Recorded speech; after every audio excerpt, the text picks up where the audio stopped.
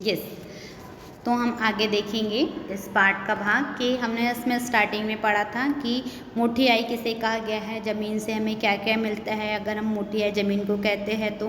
ठीक है, तो हमने देखा कि ज़मीन हमें खाने पीने के लिए अन्न धान्य फल फड़े है ना, यहाँ तक कि मेटल्स भी कौन प्रोवाइड करती है, हमें ज़मीन ही प्रोवाइड करती है।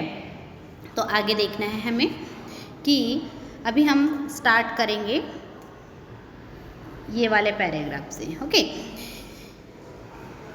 यातील दगड माती जमिनीतूनच आणली गेली।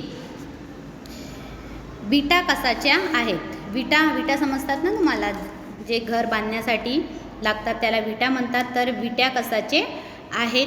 लाल मातीच्या। तर लाल मातीच्या साह्याने काय बनवले जाते? विटा बनवले जाते। लाल माती कोठून आणली? तर आपल्याला माहीत असणार की लाल माती आता आली कुठून? जमिनीतूनच। चुना कुठे मिळतो? आता चुना कुठे मिळतो? जमिनीत। चुनखडीचे खडक असतात जमिनीत। काय असतात? चुना बनवण्यासाठी आपल्याला जमिनीत चुनखडीचे जे खडक असतात, खडक मतलब चट्टान है ना, रॉक्स रहते हैं चुनखड़ी के, उससे क्या बनाया जाते हैं? चूना बनाया जाता है। तर चुनखडीच्या खडक असतात, चुना या चून खडकापासून तयार करतात। लाकूड कोठून आणले? आता लाकूड कोठून आणले म्हणजे वूड। तर मोठमोठ्या रानातील वाढलेली प्रचंड झाडे तोडून ते आणले। दाराला लोखंडाच्या बिजागऱ्या कड्या, कुलपे, खिळे बसवले आहेत। ते लोखंड ही भूमातेच्या पोटातच सापडते। तो देखेंगे कि अब लकड़ियाँ कहाँ से आई? तो जंगलों में जो बड़े बड़े पेड़ सूख जाते हैं उनसे लकड़ियाँ मिलती है ना। बिजागरिया बनाने के लिए जो कड़ी है, कुलुप मजे होता है, लॉक बनाने के लिए खिले हैं, ये सब हमें कहाँ से मिलता है?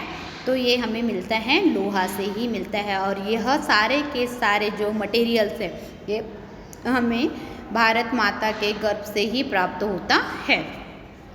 तुम्ही कोणतीही गोष्ट घ्या, तुम्ही कोणतीही गोष्ट घ्या, जमिनीमुळे ती मिळालेली आहे, हे तुमच्या आता लक्षात आलेच असेल। आप कोई भी बात ले लो, मतलब हमने इस पार्ट में यही पढ़ा है कि जो भी कुछ वस्तु हमें प्राप्त हुई है वो कहाँ से मिली? हमें ज़मीन के द्वारा ही प्राप्त हुई है। हम बोल नहीं सकते कि वो आकाश से टपकी है या हमने खुद ने बनाया है, नहीं, ये सारी वस्तु हमें कहाँ से मिल रही है? ज़मीन से ही मिल रही है। तुम्ही दूध दही खूप खाता, तुम्हाला माहीत आहे दूध दही खाता ना? खाता, सर्वच लोक खातात। तर ते कुठून मिळतात? गाई म्हशीपासून ते आपण मिळवतो। तो दूध कहाँ से मिलता है? गाय से दूध मिलता है और हमें भैंस से दूध मिलता है, मतलब काऊ और बफेलो से हमें दूध मिलता है। पण या गाई म्हशी जगतात कसावर? अब ये जो गाय है और भैंस है ये अपना जीवन किस पे जीती है, कैसे जीती है? तर गवत व कडबा यावर हे कौन त्यांना देते? आपली मोठी आहे। और गाय भैंस को जीने के लिए जो घास लगता है, जो कड़बा लगता है, चारा लगता है ना, वो कौन देता है? जमीन ही देती है, आपली मोठी आईच त्यांना देते। जगात जी जी सुंदर गोष्ट दिसते ती अशा प्रकारे मोठ्या आईपासून उत्पन्न झालेली आहे, जगलेली आहे व वाढलेली आहे। म्हणजे आपल्या जगात, म्हणजे आपल्या निसर्गात जेवढी काही सुंदर वस्तू बनलेली आहे किंवा आपल्याला दिसून येते, हे सर्व गोष्ट कुठून आपल्याला मिळते? तर आपल्याला ते सर्व गोष्टी जमिनीतूनच मिळत असते। समझ में आए? मतलब जितनी भी सुंदर वस्तु है ये हमें जमीन के द्वारा ही मिलती है। ती तुम्हाला अन्न वस्त्र देते, दागिने देते, घरदार देते, अन्नधान्य देते, भांडी कुंडी देते, चहा साखर, पाटी पेन्सिल देते, सगळे देते। तर जमिनी आपल्याला काय देते? तर वस्त्र देते, अन्न वस्त्र देते, दागिना म्हणजे वेगवेगळ्या प्रकारचे ऑर्नामेंट्स देतात, धनधान्य देतात, त्याचप्रकारे भांडी कुंडी, चहा साखर, पाटी पेन्सिल, म्हणजे आपल्याला लागणारी जे सर्व गोष्टी आहेत हे आपल्याला जमिनीतूनच मिळत असते किंवा आपल्याला ते मोठी आई प्रोव्हाइड करते. त्या मोठ्या आईचे केवढे उपकार मानले पाहिजे. तर आपल्याला हे सर्व वस्तू कुठून मिळते? जमिनीतून. तर आपल्याला मोठी आईचे काय मानायचे आहे? उपकार मानायचे आहे, त्यांना थँक्यू म्हणायचं आहे. आणि मग अशी जी जमीन किंवा धरणी माता तिचे छोटेसे रूप म्हणजे आपली मातृभूमी. और यह जो ज़मीन है इसकी एक छोटी सी चीज़ है, क्या है? हमारी ये मातृभाषा है ना. ज़मीन है, धरती माता है, उसको छोटा सा रूप में हम क्या बोलते हैं? मातृभूमी भी कहते हैं. त्या भूमीतले अन्न खाऊनच आपण मोठे झालो, शहाणे झालो. माणसांना प्रत्येक गोष्ट दिली ती या भूमीनेच. समझ लो. मतलब हम इतने बड़े कैसे हुए? ज़मीन से. यदि हमें अन्न नहीं मिलता तो हम जीवित नहीं होते, है ना, अभी तक. तो हमें जो लगने वाली हमारी भूख मिटाने के लिए जो अन्न धान्य मिलता है ये ज़मीन से ही मिलता है. त्या मायभूमीबद्दल आपण मनात नेहमी प्रेम भाव बाळगावयास नको का? और यदि हमें इतनी सारी वस्तु ज़मीन से मिल रही है तो क्या हमें अपनी भारत माता से प्यार नहीं करना चाहिए? करना चाहिए, है ना. हमेशा उसका उपकार करना मानना चाहिए. हमें भारत माता को हमेशा धन्यवाद देना चाहिए, है ना. तो उसके बाद है आपली मोठी आई म्हणजे आपली मायभूमी. तो हमने यहाँ पर मोठी आई से कहा है, मोठी आई ज़मीन को, मायभूमि को कहा है. तो हमें इस पार्ट से यही सीखने को मिलता है कि हमारी जो आवश्यकताओं की पूर्ति ज़मीन से होती है तो हमें ज़मीन को गंदा नहीं करना है. मतलब हमें भू प्रदूषण नहीं करना है. अगर हम सॉइल पॉल्यूशन करेंगे तो एक दिन ऐसा होगा कि ज़मीन में अगर खूब सारे प्लास्टिक जमा हो जाएगी तो हमें खाने के लिए अन्न भी नहीं मिलेगा.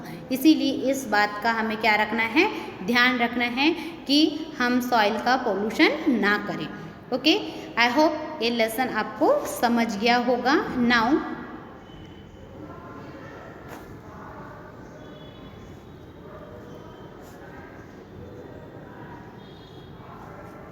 Question answer. First question is question number 1. एक दोन वाक्यात उत्तरे लिहा. घर बांधण्यासाठी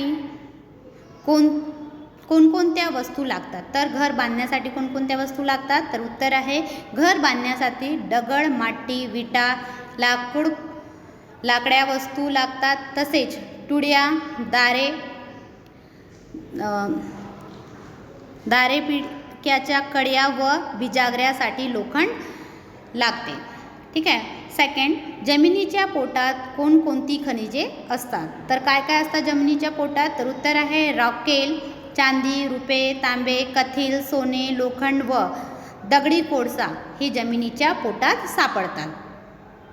थर्ड, कारखान्यात धातूपासून कोणकोणत्या वस्तू तयार केले जातात? तर कारखान्यात कोणकोणती वस्तू तयार केली जाते? तर आन्सर आहे कारखान्यात धातूपासून लोखंडी कुर्स्या, पलंग, सुया, टाचण्या, चाकू, कात्र्या, गुंड्या, काचेचे सामान, मोटारी, आगगाड्या, विमाने इत्यादी वस्तू तयार केली जातात. नंतर फोर्थ, चुना कशापासून तयार करतात? तर चुना आन्सर आहे जमिनीत चुनखडीचा जे खडक असतो त्या खडकापासून चुना तयार केला जातो. फिफ्थ नंबर, लेखिकेच्या मते मातृभूमीबद्दल प्रेम का बाळगावा? यानी लेखिका क्यों कहती है कि हमें मातृभूमि से प्यार करना चाहिए? तो इसका आंसर लिखेंगे माणसाला अन्न, वस्त्र, निवारा व लागणारी प्रत्येक वस्तू हे भूमीच देते. ती आपली पालनपोषण करणारी मोठी आई आहे. म्हणून लेखिकाच्या मते काय करावे? लेखिकाच्या मते मातृभूमीबद्दल प्रेमभाव बाळगावा हे आन्सर आहे. ठीक आहे. क्वेश्चन नंबर 2, मोठी आईसाठी पाठात वापरले गेलेले शब्द लिया. अब ज़मीन को किस किस नाम से इस पाठ में पुकारा गया है? तो पहला है मायभूमी, मातृभूमी, जमीन आणि माती. क्वेश्चन नंबर 3, पुढील वस्तूपासून काय मिळते? तर ऊसापासून काय मिळते आपल्याला? साखर. कापसापासून धागे, तुतीच्या झाडापासून रेशम आणि गाई म्हशीपासून दूध. क्वेश्चन नंबर 4, तक्ता भरा. म्हणजे इथं 4 कॉलम्स दिलेले आहेत. तर मनुष्याचे खाद्य कोणकोणते आहे? गव्हाची पोळी, जोंधळाची भाकरी, तांदळाचा भात, भाजीपाला, दूध, तूप, दही, इतर अन्न. ठीक आहे. तर घर बांधण्यासाठी उपयुक्त वस्तू, काय काय वस्तू लागतात आपल्याला घर बांधण्यासाठी? दगड, माती, विटा, चुना, लोखंड. आणि विविध खनिजे कोणती आहेत? सोने, चांदी, तांबे, कथील, रुपे, लोखंड, दगडी कोळसा. नंतर प्राण्याचे खाद्य कोणकोणते आहे? ते आहे गवत, कडबा आणि फळे येणार नाही इथं. ठीक आहे. फळे हे मनुष्याच्या खाद्यामध्ये येणार.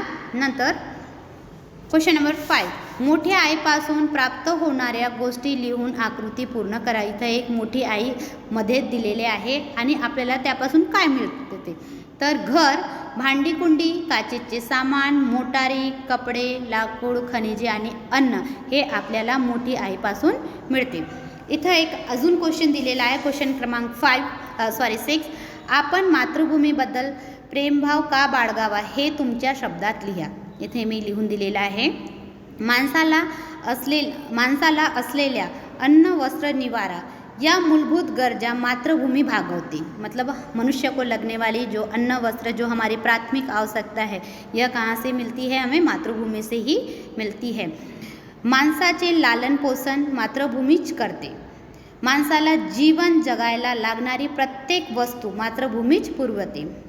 ती आपली मोठी आई आहे. म्हणून मातृभूमीबद्दल प्रेमभाव बाळगायला हवा. आपण मातृभूमीचे ऋणी आहोत. मतलब हमें मातृभूमि के ऋणी मतलब क्या होते हैं? कर्जदार. हम मातृभूमि के क्या है? कर्जदार है. ठीक है. उसके बाद स्वाध्याय क्रमांक 2 मतलब क्वेश्चन नंबर 7, पुढील शब्दाचे समानार्थी लिहा. मातृभूमी म्हणजे मायभूमी, वस्त्र, कपडा, माया, प्रेम, आई म्हणजे माता. विरुद्धार्थी शब्द आहे क्वेश्चन नंबर 8 मध्ये जीवंत, मृत, मऊ, टनक. मऊ यानी बहुत सॉफ्ट होता है, टनक मतलब हार्ड होता है. शहाणे विरुद्धार्थी मोठे, उपकार और अपकार. क्वेश्चन नंबर 9, पाटी पेन्सिल सारखे जोडशब्द लिहा. म्हणजे पाठात आलेले आहे काही शब्द आहे. खाऊ पिऊ, दगड माती, दूध दही तूप, गाई म्हशी, अन्न वस्त्र, अन्नधान्य, भांडी कुंडी आणि चहा साखर हे जोडशब्द आहेत. क्वेश्चन नंबर 10, पुढील शब्दाचे अनेक वचन लिहा. हमने को क्या लिखना है? पूरा नंबर है वो लिखना है. एक वचन दिया हुआ है, अनेक वचन बनाना है. जैसे तुड़ई, तुड़िया, बिजागरी, बिजागऱ्या, झाड, झाडे, दागिना, दागिने, कवट, कवटे, माती, माती. क्वेश्चन नंबर 9, लिंग ओळखा. नारळ, नारळ पुल्लिंग. फिर केळे नपुसकलिंग, माती स्त्रीलिंग आणि कुलूप सुद्धा नपुसकलिंग आहे. आता 2 मिनिट थांबा. क्वेश्चन नंबर 6 दिसतंय ना आता? तर इथं पुढील वाक्यात काय घालायचं आहे आपल्याला? विरामचिन्हे. मी आता विरामचिन्ह तुम्हाला शिकवलेले नाही. जेव्हा मी तुम्हाला ग्रामर शिकवणार म्हणजे व्याकरण शिकवणार तेव्हा तुम्हाला हे विरामचिन्ह मी करून घेईन तुमच्याकडून. ओके. तर फर्स्ट, आवडते का तुला पुस्तक? आई म्हणाली.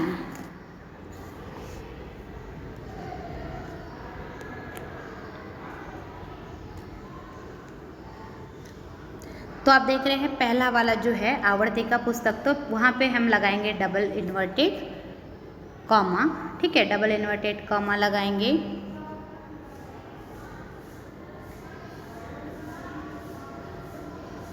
डबल इन्वर्टेड कॉमा समझता है ना?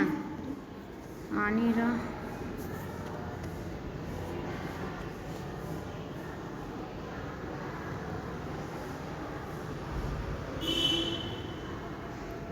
डबल इन्वर्टेड कॉमा ऐसा लगाया जाता है. सॉरी,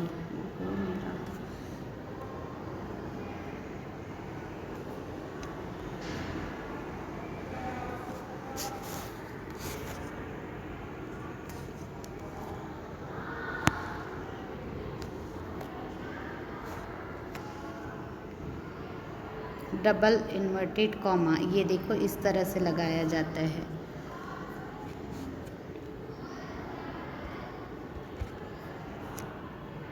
इस तरह से।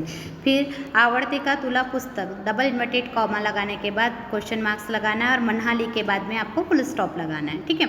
सेकंड में तो प्रामाणिक आहे, तो यहाँ तक के सिंगल इन्वर्टेड कॉमा लगाएंगे और आहे के नीचे में आपको क्या लगाना है, कॉमा लगाना है और बाबांनी सांगितले फुल स्टॉप लगाना है।